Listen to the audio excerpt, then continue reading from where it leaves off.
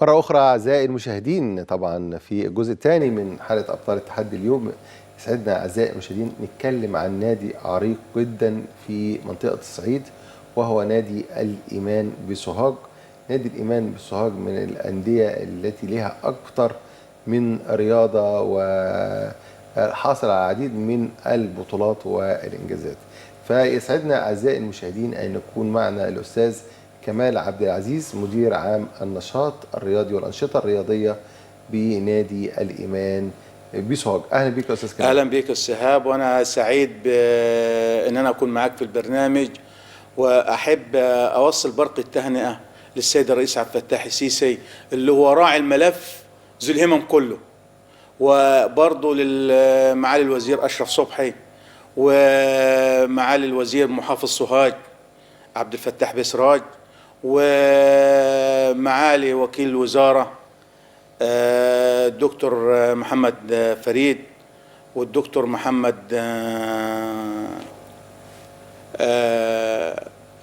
أحب أوجه لهم كل الشكر ليهم وراعيين نادي الإيمان معهم. والسيد المحافظ طبعا ما مخليش على قدم وقدم في نادي الإيمان، وإن شاء الله بدعوكم لافتتاح المرحلة الثانية من الصالة في نادي الإيمان قريبا إن شاء الله. هنوجه لكم الدعوة وقوم تيجي تفتحوه معانا، هيكون السيد المحافظ وهيكون قامات الشباب والرياضة بسوهاج.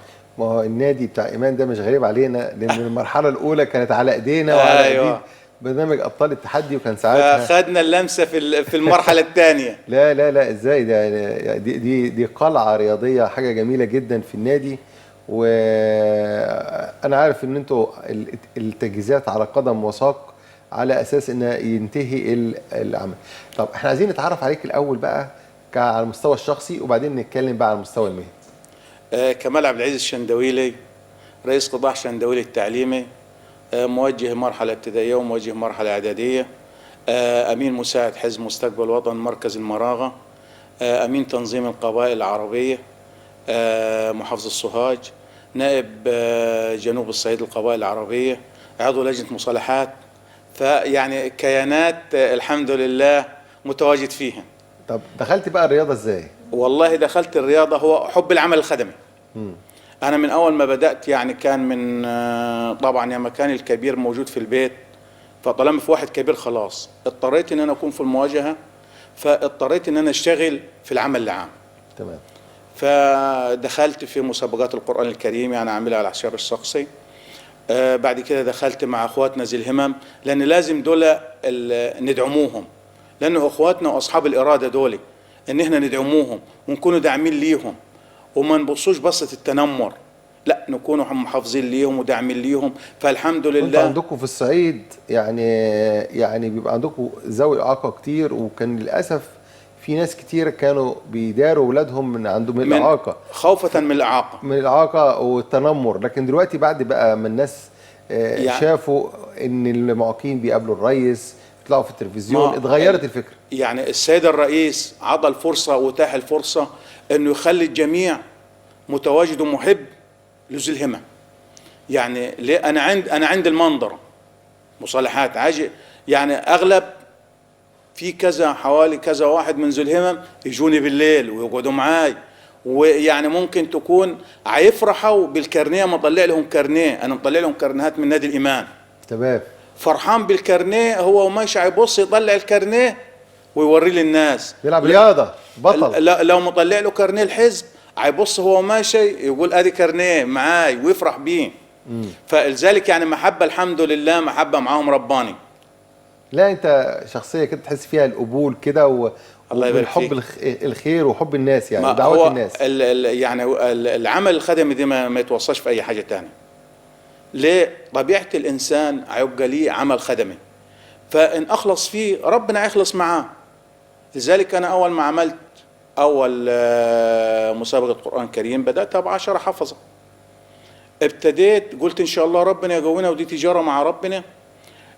بداتها ب10، الحمد لله السنه اللي عدت مكرم 485. ما شاء الله ما شاء الله. فقلت كل سنه الحمد لله في الزياده. ودايما بجيب اخواتي ذو الهمم اعمل لهم دورات عندي في البلد، اكرم لهم حوافز، يعني حافز ليهم ان انا ممكن اطلعهم رحله، فطلعتهم كذا رحله وكذا نشاط. فالحمد لله يعني يمكن، وفي صور عندي في المنظر اخر حاجه اللي هم كانوا ابطال الجمهوريه، جيت كرمتهم عندي في شندويل. ما شاء الله. طيب نتكلم بقى عن النشاط الرياضي في نادي الإيمان بسوهاج. ايه ابرز الرياضات اللي موجوده، وايه هي الالعاب اللي موجوده اللي خدتوا فيها بطولات في الجمهوريه؟ يعني ابرز الالعاب الكره الطايره جلوس، برضه واخدين، والعاب القوه والعاب الرمح والعاب الجله، فكل دي واخدين في بطولات. ورفع الاثقال اكيد. ورفع الاثقال والسباحه برضه، والاعاقات الذهنيه. والاعاقات الذهنيه برضه نفس النظام. كله دي يعني كله الحمد لله. عندنا نادي الايمان مطلع ابطال في الاتحاد، طبعا في منهم لا انتوا ناشئين. عاملين شغل وعندكم الصق الواحده. كان عندكم جمعيه عموميه اعتقد الجمعه اللي فاتت. ايوه كانت الجمعيه في نادي العموميه. القاهره. اي شوف بعرف اخباركم اهو. لا ده انت فيك بركه، ما انت متابع، ما انت تعتبر الاب الروحي لده كله. لا ربنا يسعدك. الله لا ده يخليك. الاب الروحي عندكم بقى الاستاذ علي دوح. لا هو في بركه الحاج علي دوح هو الاب الروحي للنادي كله، ودايما توجيهاته هتبقى معانا على طول مستمره. انا لما اتعرفت على الاستاذ علي دوح من اكتر من 15 سنه، كان هو والله يديله الصحه الاستاذ حسن ابراهيم. اي الاثنين دول برضو كانوا ليهم، لان كنت بشوفهم كانوا بيشيروا المعاقين ويركبوهم القطر ويشيلوهم من القطر. يعني كان قصص طويله جدا. فالواحد لازم ما ينساش الناس اللي تعبت والمحترم. والله وداعم معانا برضه مع الوزير محافظ سوهاج عبد الفتاح بن سراج، برضه داعم معانا، وداعم معانا الدكتور محمد فريد والدكتور محمد زكريا، داعمين برضه نادي الايمان. ودول قياداتنا هم في الشباب والرياضه اللي ماشيين تحت مظلتهم. فالحمد لله يعني كل داعمينا ما مخلينش اي حاجه. طيب النادي بقى بينمي المواهب، بينمي الايرادات بتاعته منين؟ الفلوس بيجيبها من المحافظه ومن مديريه الشباب والرياضه. هل في دعم خارجي بيجي من رجال اعمال؟ لا هو بسيط خالص، ما كانش حاجات بسيطه خالص من مش عارفين لسه. ايوه كله الاغلبيه يا اما الشباب والرياضه على حسب الخطه الماشيه السنويه، الا بقى لو الصاله اتعملت واتاجرت. فاحنا قلنا ان شاء الله عايزين نطوره برضه من النادي باذن الله المرحله الجايه، ان احنا نطوره بيه ونخلوه احسن واحسن، بحيث انه يعني في صاله افراح فوق ما مستخدماش لسه ما استخدمتش. لسه ما استلمتوهاش ولا لا مستلمينها، يعني ممكن تتعامل فوق. دي لو اتعملت حكايه تجيب دخل النادي. بس سنة هو انتوا عندكم 3 ادوار ولا دورين؟ دورين، والثالث السطح اللي هو في قاعه الافراح ده. عشان عارف انتوا عندكم دورين مغطيتين للبطولات. وفوق اللي هو السطح صاله الافراح ده. مفيش حد نادي على فكره، نادرا اما تلاقي نادي يكون عنده صاله مغطاه زي مغطاه. يعني الحمد لله الصالتين اللي فيه يمكن على مستوى الصعيد كلهم في زيه. والاسانسير الداخلي اللي جوه. والاسانسير الداخلي. فدي حاجه مشرفه، يعني لو اشتغل ده كله واشتغلت صاله الافراح تجيب لك فلوس كتير. الصاله هتغطي النادي، ما يحتاجش حاجه حتى من الشباب والرياضه، ما يحتاجش. طب ايه اللي معطل ان الصاله تبدا؟ والله قلنا نشوف النظام ان شاء الله في الخطه الجديده باذن الله هنخلوها ان شاء الله. وبعدين اي حاجه طلب اكيد المحافظ مش هيقول لا، وبعدين مدير لا دي طبعا المحافظ ما يقولش لا.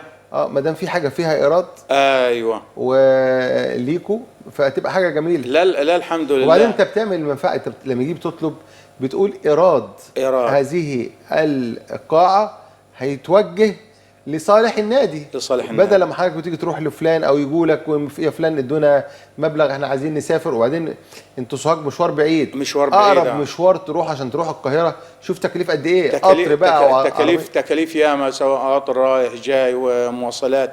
لكن لما تكون النادي الصاله بتاعته شغاله وقاعه الافراح شغاله، ما هيجيب له اتوبيس، يبقى ما يحس حاجه من بره. خلاص هتبقى مواصلات وكل حاجته معاه متوفره. انتوا عندكم اتوبيس ولا لسه؟ لا ما فيش اتوبيس. بتروحوا بقى وان شاء الله طالب لنا معالي الوزير اشرف صبحي يجيب لنا اتوبيس ان شاء الله. وبعدين سوهاج كمان يعني عندها كرمه كتير، فاكيد دول لو هتلاقي في رجال اعمال هناك لا والله يحبوا يعملوا خير. لا في كتير ويحب يعمل خير.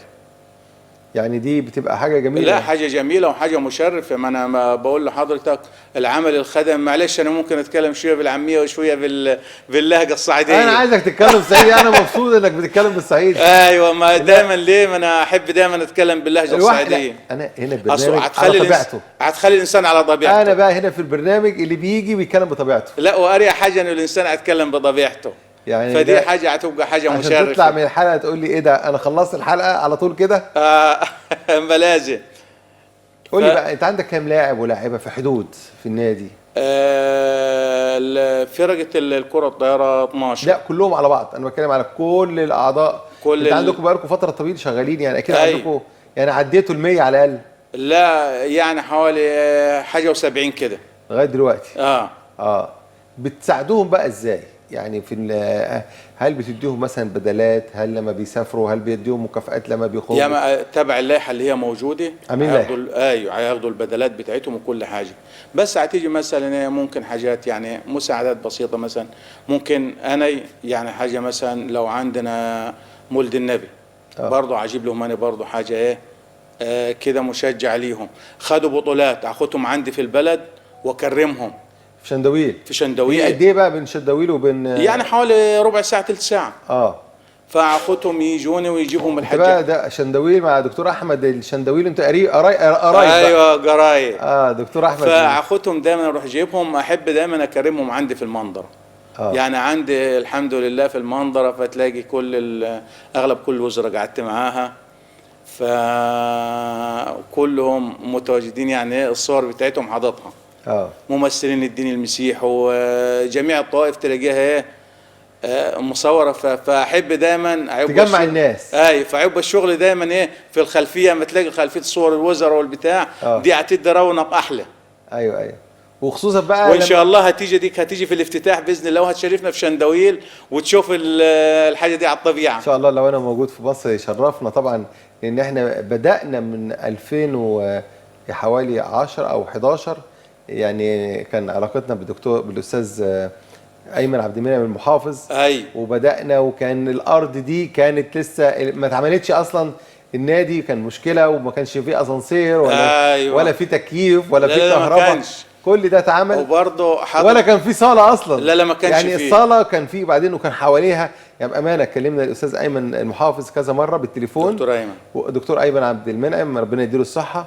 فخلص، وطبعا رحنا قابلناه في مكتبه، وكان معانا كمان وفد من الامارات، يذكر الدكتور الاستاذ احمد الاستاذ علي دوح، جبنا ناس من الامارات وجم دفعوا النادي. وكان الاستاذ كمال مديريه الشباب والرياضه موجود، لا اتذكر اسمه كمال ايه، بس كان برضو كان متواجد. ورحنا قابلنا المحافظ.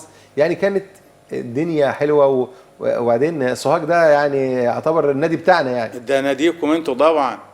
وده هو والله يعني نادي الايمان ده طلع نخبه حلوه من ابطال، يعني فيهم ابطال العالم وابطال الجمهوريه، ودلوقتي في الاتحادات وكله. يعني الحمد لله حاجه مشرفه انه لما يطلع من كينونه الصعيد حاجه تكون مشرفه.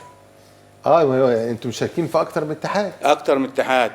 البار الاولمبي وكله، فكل زي ما تقول استاذ علي دوح عامل شغل جامد. لا عامل شغل. في الاخر هيبقى رئيس اللجنه البارالمبيه. استاذ علي. ما انا هقول لك، هو علي ووليد هو الاب هو الروحي. يستاهل بامانه. لا هو والله في بركه كبيره برضو. يعني دايما هنا لما نيجي نقعد نتشاور مثلا لو هنعملوا حاجه، يقول لي مثلا، اقول له ماشي نعمله طالما في الصالح المتاح نعملوه، ما نقولوش لا. وطالما في حاجه في صميم اخواتنا ذو الهمم. مظبوط. ما هو دي ليه ما واجب علينا. انا عارف انتوا النهارده تطلعوا من هنا رايحين اللجنه البارالمبيه كمان. حصل يعني. ولازم نكرموهم برضه، وجايبين لهم برضه دروع لتكريم ليهم وعلى مجهوداتهم الفعاله. لا دي شيء جميل. يعني اولا كلجنه بارالمبيه ما لهاش دور الا ما يكون في انديه كويسه، لان الانديه دي هتطلع لعيبه. يعني اذا كان في دعم بيطلع من اللجنه البارالمبيه واخداه من الوزاره ليكوا، وانتوا بتديروه صح، وبتاخر اللي ما يطلعوا له بطل، ما هو البطل ده في الاخر هيمثل مصر. هيمثل مصر. يعني النهارده انا يا تيجي مثلا في البار الاولمبي ما يلاقيني النادي شغال، النشاط شغال صح، بالتالي هتديني دفعه اكبر. مظبوط.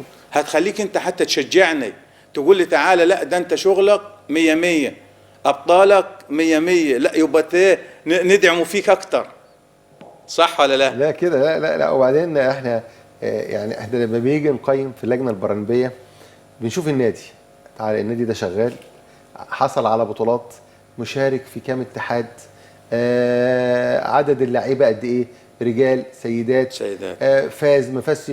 في انديه فيها 5 6 لعيبه وعمال يقول لك انا عضو جمعيه عموميه، لا يا سيدي اركن انت مالكش. لا ودايما هنركزوا كمان على الناشئين، يا سلام، لان هم المستقبل دول. ده كده الصح. اي دايما يعني كده فكر رياضي، التركيز الكتير على الناشئين، لان هم عندكم في الصعيد كتير يا استاذ لا كمان. في كتير ياما في الصعيد. يعني انا هقول لك يعني ايه الناشئين، انت تجيبهم في البندره والله قول لهم تعالوا هنا. والله الذهاب بالليل هيكونوا متواجدين كذا واحد منهم حبايبنا هيجوا، فهيجوا وده يجيب ده وده يجيب ده، فهتلاقي كله. فالحمد لله يعني نخبه كبيره، والواحد هيستمتع بالعمل الخدمي وسطهم.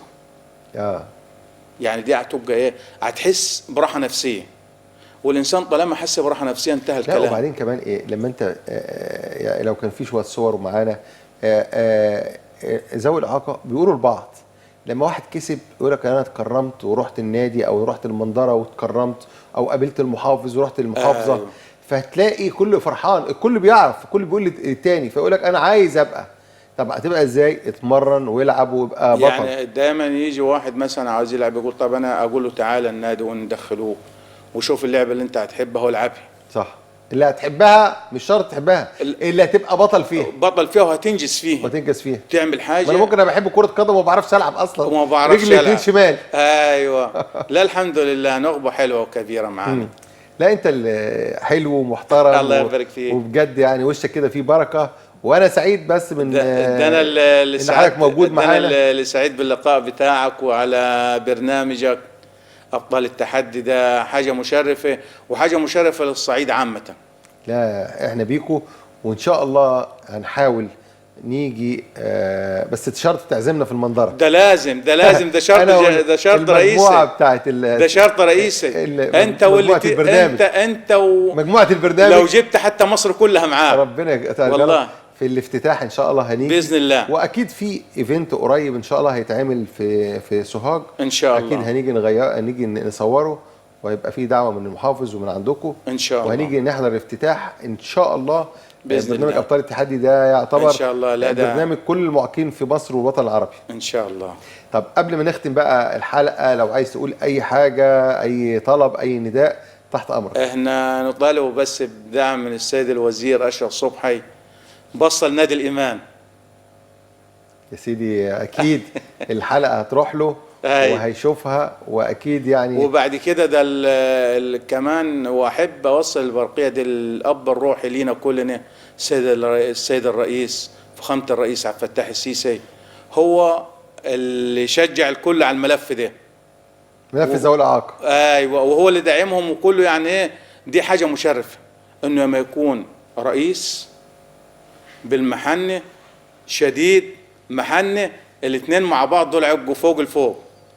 اجدع حاجه فيك بقى انك تتكلم بالعاميه كده ويا سيدي ربنا ما انا هنقوله باللهجه الصعيدي. ايوه ربنا يكرمك، ومتشكرين جدا، واحنا سعداء بحضرتك استاذ كمال عبد العزيز، طبعا المدير العام للانشطه الرياضيه بنادي الايمان بمحافظه سوهاج.